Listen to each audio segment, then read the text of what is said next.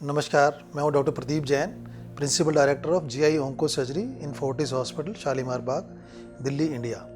तो आज world cancer day के उपलक्ष्य में हम आज कैंसर के बारे में डिस्कस करना चाहेंगे। ये हम सब लोग जानते हैं कि कैंसर जो है थोड़ी सी ड्रेडेड डिजीज़ है, थोड़ा सीरियस डिजीज़ है, ड्रेडेड डिजीज़ है। इसके जो सर्वाइवल रेट है 100% नहीं है। तो इसका मतलब लेकिन ये नहीं है कि इसको हम हरा नहीं सकते हैं। इसको भी हराया जा सकता है, परंतु उसके लिए हमारे कुछ चीज़ों का ध्यान रखना पड़ेगा। तो कैंसर के लिए जो इम्पोर्टेंट जानने वाली चीज़ें वो ये हैं कि सबसे ज़्यादा इम्पोर्टेंट इसके अंदर होता है प्रिवेंशन। फिर उसके बाद होता है कि आपका अगर कैंसर डिटेक्ट होता है तो उसको कैसे प्रोसीड करें, किस तरीके से प्रॉपरली सीक्वेंशियली हम ट्रीटमेंट के लिए जाएं सो दैट हमारा रिजल्ट अच्छा है।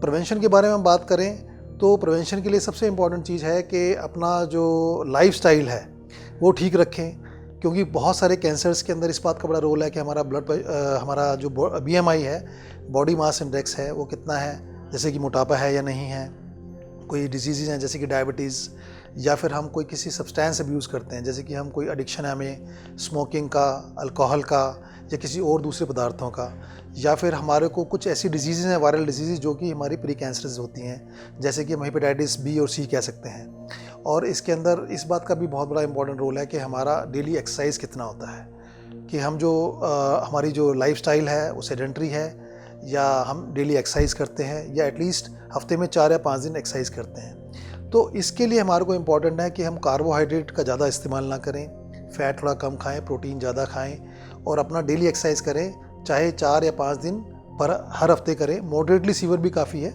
आधा पौना घंटा डेली एक्सरसाइज करना ज़रूरी है। फिर है कि हम कोशिश करें कि जितने भी हमारे सब्सटेंस अब्यूज़ हैं, जैसे अल्कोहल है या हमारा जो स्मोकिंग है, उसको अवॉइड करें। और जो इम्पॉर्टेंट वायरल डिजीज़ होती हैं जिनकी वजह से ये बीमारियां हो सकती हैं, उसके लिए हम टाइम से रहते हुए वैक्सीनेशन कराएं, जैसे कि हेपेटाइटिस B, C या ह्यूमन पैपिलोमा वायरस है, तो उनका वैक्सीनेशन हम टाइम से ले लें। फिर आता है कि हमारा प्रिवेंशन के अंदर स्क्रीनिंग का रोल।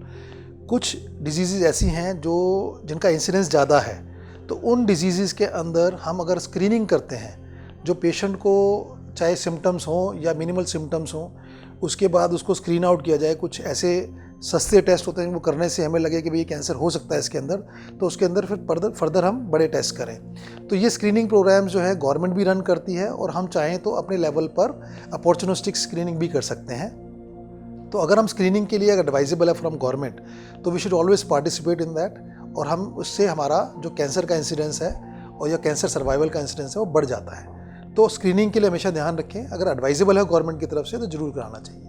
फिर आता है कि हमारे को सिम्टम्स क्या होते हैं जिससे कि कैंसर लगे कि हमें कैंसर हो सकता है। तो ऐसे कोई भी स्पेसिफिक सिम्टम्स नहीं है जिसको हम कह सकते हैं कि कैंसर का सिम्टम्स है, क्योंकि काफ़ी ज़्यादा ओवरलैपिंग होती है हमारी बिनाइन डिजीज़ में और कैंसर की डिजीज़ में, इसमें सिम्टम्स ओवरलैप कर सकते हैं। लेकिन इसमें ध्यान रखने वाली बात यह है कि जैसे कि हमारे को कोई भी सिम्टम्स हैं, जैसे GI कैंसर्स की मैं बात करूं, तो जैसे हमारा एसिडिटी है, जॉन्डिस है, वजन का कम होना है, भूख कम लगना है, उल्टियाँ होती हैं, पेट में दर्द रहता है हर वक्त, या पेट में कोई गांठ है, तो अगर ऐसे कोई सिम्टम्स हैं तो उसको शुरू में तो ठीक है, आप किसी भी जनरल प्रैक्टिशनर से या जनरल फिजिशियन से इलाज करा सकते हैं। पर अगर ये सिम्टम्स आपके परसिस्ट करते हैं और ये ठीक नहीं होते हैं, तो आपको हमेशा किसी ना किसी स्पेशलिस्ट से ज़रूर जांच करा लेनी चाहिए, उसे एग्जामिन करा लेना चाहिए, सो दैट अगर हमारा कैंसर है तो उसको जितनी जल्दी हम पकड़ लें उतना अच्छा है, क्योंकि जल्दी पकड़ेंगे छोटी स्टेज में मिलने के चांसेस ज़्यादा हैं, और उसमें हमारा जल्दी इलाज चालू होगा तो हमारे क्योर रेट बढ़ जाती है। फिर इसके बाद आता है कि हम कैंसर जब अगर पता चल जाए तो उसके ट्रीटमेंट से पहले हमें लग कर अपना जो एक स्पेशलिस्ट द्वारा एडवाइज टेस्ट होते हैं वो प्रॉपर तरीके से जैसा एडवाइस किया जाए वैसे उसी प्रॉपर सीक्वेंस में सारे टेस्ट कराएं, और कैंसर के बारे में डायग्नोसिस कंफर्म करें, और स्टेजिंग पता करने के लिए जो भी टेस्ट बताए जाते हैं वो सारे के सारे करें। जैसा आपको एडवाइस किया जाए वैसा करना अनिवार्य भी है और आपके लिए बेहतर भी है। तो इसमें ज़्यादा अपना दिमाग ना लगा के बल्कि स्पेशलिस्ट से जो एडवाइस हो वो करवाएं और टाइम से सारे टेस्ट करवाएं। फिर आता है कि कैंसर अगर आपका जैसे कंफर्म हो जाता है तो अकॉर्डिंग टू स्टेज, जैसे आपके जो स्पेशलिस्ट हैं, जैसे कि हमारा GI ऑन्को सर्जन्स हैं, GI सर्जरी की बात करें हम तो, या फिर कोई भी मेडिकल ऑन्कोलॉजिस्ट हैं, रेडिएशन ऑन्कोलॉजिस्ट हैं, जैसा वो आपकी डिजीज़ के हिसाब से एडवाइस करें उसी सीक्वेंस से आपको सारा ट्रीटमेंट फॉलो करना चाहिए। क्योंकि इट इज़ नॉट नेसेसरी कि हर कैंसर में एक तरीके का पाथ हम इस्तेमाल करते हैं। किसी कैंसर में जैसे स्ट्रेट अवे सर्जरी करते हैं, पर किसी कैंसर में डिपेंडिंग ऑन द स्टेज पहले हम कीमोथेरेपी या कीमोथेरेपी कंबाइंड विद रेडियोथेरेपी कर ट्यूमर को डाउन स्टेज करके फिर सर्जरी करते हैं। कोई कैंसर ऐसा होता है जो सिर्फ आपका कीमोथेरेपी रेडियोथेरेपी से कंट्रोल हो जाता है। कोई जो कैंसर होता है वो इनिशियल स्टेज में आ जाए तो सीधी सीधी सर्जरी करनी होती है, उसमें आपको कीमोथेरेपी रेडियोथेरेपी की ज़रूरत नहीं होती है। तो ये सारी चीज़ें डिसाइड करता है आपका स्पेशलिस्ट। तो जैसा स्पेशलिस्ट कहे उसी सीक्वेंस में आपको ये सारा ट्रीटमेंट करा लेना चाहिए। और इस सारे ट्रीटमेंट के अंदर जैसे हम कहें कि भाई हम ये क्यों कहते हैं कि कैंसर अब इतनी ड्रेडेड डिजीज़ नहीं रही, मतलब कि इसको हराना पॉसिबल है। क्यों? बिकॉज हमारे हर जो ऑन्कोलॉजी रिलेटेड फील्ड है, जैसे कि मेडिकल ऑन्कोलॉजी फील्ड है, सर्जिकल ऑन्कोलॉजी है, रेडिएशन ऑन्कोलॉजी है, इन सारे फील्ड्स में बहुत ज़्यादा डेवलपमेंट्स हो चुकी हैं, बहुत ज़्यादा इनोवेशंस और नई नई तरह की चीज़ें अवेलेबल हैं। जैसे कि हम बात करें कीमोथेरेपी के बारे में, या जो कैंसर की दवाइयाँ होती हैं, चाहे वो टारगेटेड थेरेपी हो, इम्यूनोथेरेपी हो, कार टी सेल थेरेपी हो, तो इसमें इतनी ज़्यादा एडवांसमेंट हो चुकी हैं कि ट्यूमर स्पेसिफिक हम बहुत सारी चीज़ें कर सकते हैं जिससे कि हमारे रिजल्ट्स बेटर हो सकते हैं। सेम वे रेडिएशन ऑन्कोलॉजी के अंदर आपका जैसे कि इतना ज़्यादा प्रिसीजन है रेडिएशन मशीन्स में, और रेडिएशन करने की जो विधि में इतना ज़्यादा प्रिसीजन आया है कि बिल्कुल एक्यूरेटली कैंसर के ऊपर रेडिएशन साध कर हम उसका इलाज कर सकते हैं। उससे क्या होता है कि आपका जो साइड के टिश्यूज़ होते हैं उसमें रेडिएशन का इफेक्ट नहीं आता है, तो साइड इफ़ेक्ट्स बड़े कम आते हैं। तो उससे आपका सर्जरी बेटर होती है और आपके रिजल्ट्स बेटर आते हैं, और साइड इफ़ेक्ट्स कम होने की वजह से आपका क्वालिटी ऑफ लाइफ भी अच्छा रहता है। फिर बात आती है आपकी सर्जरी की।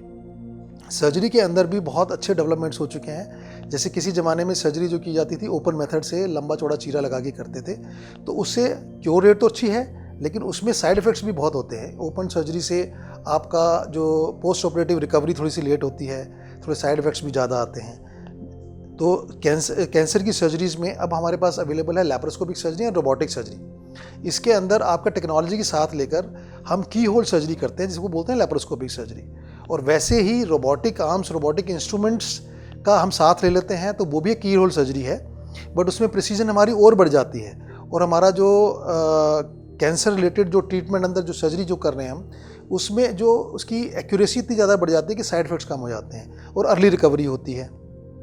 तो ये सारी चीज़ें हमारे फोर्टिस हॉस्पिटल में भी और सब जगह अवेलेबल हैं। तो अगर फैसिलिटी अवेलेबल है और आप इनको फैसिलिटीज़ को ले सकते हैं, तो आपको डेफिनेटली इन सारी जो एडवांसमेंट्स में हैं, चाहे वो मेडिकल ऑन्कोलॉजी, रेडिएशन ऑन्कोलॉजी या सर्जिकल ऑन्कोलॉजी में जो भी हैं, उनको जरूर यूटिलाइज़ करना चाहिए। और एक बार जब आपका ट्रीटमेंट हो जाता है, जब सारी की सारी जो आपकी चाहे वो कीमो है, रेडिएशन है, सर्जरी है, ये कंबाइंड डिफरेंट कॉम्बिनेशंस में, डिफरेंट सीक्वेंस में जैसे ही कंप्लीट होता है आपका ट्रीटमेंट, तो उसके बाद आपका फॉलोअप करना बहुत ज़रूरी है। क्योंकि कोई भी cancer depending on the stage recurrence हो सकती है। जितनी जल्दी आपका स्टेज होगा, जितनी अर्ली स्टेज होगा, उसके अंदर आपके रेकरेंस के चांस कम है, परंतु जो बीच की स्टेजेस हैं उसके अंदर आपके चांसेस जो रेकरेंस हो सकता है। तो आप लगकर अपने स्पेशलिस्ट के साथ फॉलोअप में ज़रूर पार्टिसिपेट करें कि हर 3-3 महीने में, जैसा कि आपका स्पेशलिस्ट एडवाइस करता है, जाके उनको दिखाएं। वो टाइम टू टाइम कुछ टेस्ट भी कराते रहते हैं जिससे कि हमें पता चले कि कोई रेकरेंस हो रही है कि नहीं हो रही है, और अगर रेकरेंस होती है तो साथ साथ उसका ट्रीटमेंट भी किया जाए, सो दैट आपके सर्वाइवल चांसेस या एटलीस्ट आपकी लॉन्गेविटी कुछ बढ़ाई जा सके। तो ये सब चीज़ें आपको जानना इसलिए ज़रूरी है कि अगर इन चीज़ों की अवेयरनेस आप में रहती है तो आप लगकर और अपना अच्छी तरीके से अपना ट्रीटमेंट करवा सकते हैं। Thank you.